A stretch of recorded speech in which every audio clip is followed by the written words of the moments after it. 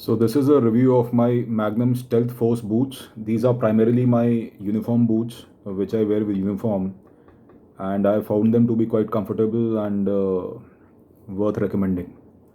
So this is my review of the same. This is my second pair of the boots. The first pair was a different size, and I somehow outgrew the size, and so I had then to buy a second pair. In fact, this is my third pair of the same boots. Yes. So both the earlier boots, both of them have not failed. However, in the second pair, because I used them in snow quite a bit, so the pasting here started opening. But that was the only problem with them. So I gave them to somebody else, who I'm sure has pasted it from the front on both the pairs and is using it. However, the stitching did not open, and there was no other failure in the boot. Yes, at the heel point on the inside, there was some abrasion, and it started coming off.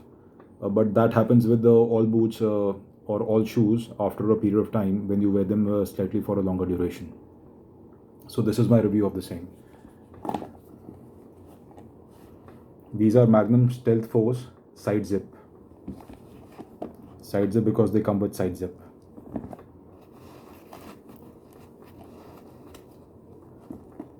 Magnum. So Magnum, as some of you may be aware, it's got some branding also on the sides, and that is about it. Magnum, as you might be aware, is a side or a sub brand of Hi-Tech. Hi-Tech has been making sports gear and hiking equipment for quite some time, and when they entered the security business, they named their sub brand as Magnum. Also, you will find that the soles and the comfort pattern of the soles are all based out of hiking boots only, and that is how these boots are also very comfortable. Otherwise, classic military boots used to have one single layer of rubber sole, which used to be quite hard and not very comfortable. So let's talk about these boots. We'll start from the bottom. The bottom has got a rubber outsole. As you can see, it's got a good tread pattern which gives very good grip on most surfaces. And also, if I twist the sole, there are these cracks which appear. These cracks are already built into the sole. They say that they give better grip when one is walking on watery surfaces where there is a layer of water, so it gives a better grip there. Apart from that, there is also a plastic piece here which will help in the torsional rigidity of the boot. It will not let it move from left to right too much. So in this plane, the boot will not twist too much, which is a good thing. Also, they've put these lugs here so that if in case you're climbing a ladder or any steps, so then it gives you a certain amount of a grip on the ladder. The sole, as I said earlier, is a rubber outsole which has been stitched onto the upper. It has been pasted and also stitched onto the upper throughout the length and breadth of the boot.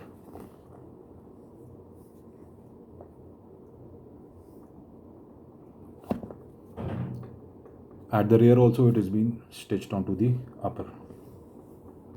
So this also is rubber. Thereafter, the midsole is all EVA. EVA is a foam which gives the major part of the comfort of the boot. And what they've done is they've gone ahead and given a very thick piece of EVA, and it starts from here right up till the back. So that is the major component of comfort for the boot. And then thereafter, they've also given a insole, which is a impact insole. Impact is just branding, otherwise it's a normal EVA insole also. So that makes the boot very comfortable from the inside, and you can wear it for long duration straight out of the box. It doesn't bite at all. Coming to the upper of the boot, also there is a plastic shank inside the boot that also helps with the torsional rigidity. A shank in the boot will it will allow the boot to flex only from the up front, but from here to here there's a shank inside the boot, so that also helps with the rigidity of the boot. It gives it more support. The upper is all leather. I suppose this is pea leather because in some of the boots, after a duration of wearing, these bend marks can also start tearing and you will find that the leather inside will be intact. However, the upper the shiny layer will start cracking and start coming off, peeling off. So there is probably a layer of plastic which is pasted on the boot, on the leather, to give it that shiny look. But that is the case with all leather boots you will find. To my understanding, this is pea leather, which is pig leather. To keep the weight down, the shoe up front, although it is all leather, to give it that uniform look, it is polishable, can be maintained very easily. However, the upper part of the boot is all a synthetic nylon. They call it 1000 denier nylon, which means that it's a very high tear resistant nylon. Nothing will happen to it, and nothing has happened to it in the other two boots which I've already worn and discarded.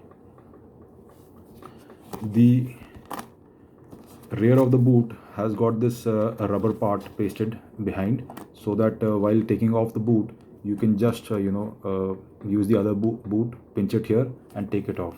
It doesn't harm the upper at all. There is no leather here, it's all rubber up till this point.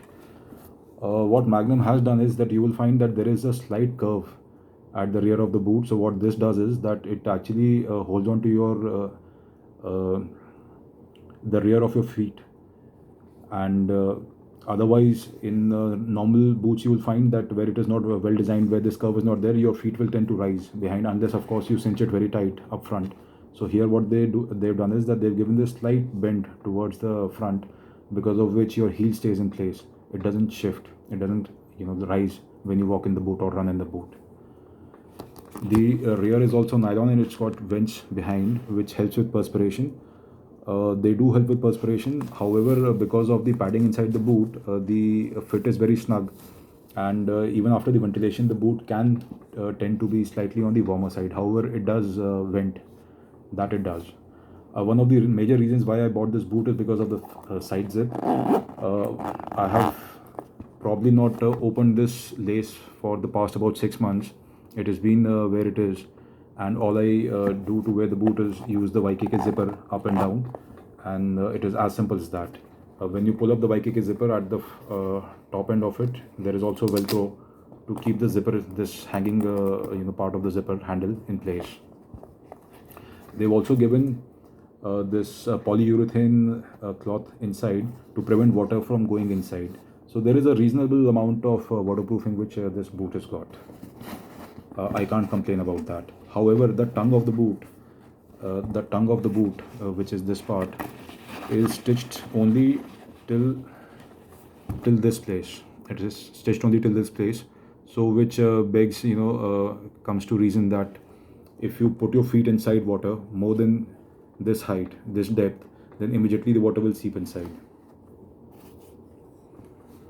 But I have had no issues. I've been using these boots in snow also, in water also, not in deep water. Any deep water where you walk with boots, the boots are bound to get dry. The best is to just take off your boots, cross the water, and then wear them again. That is the only way it actually works.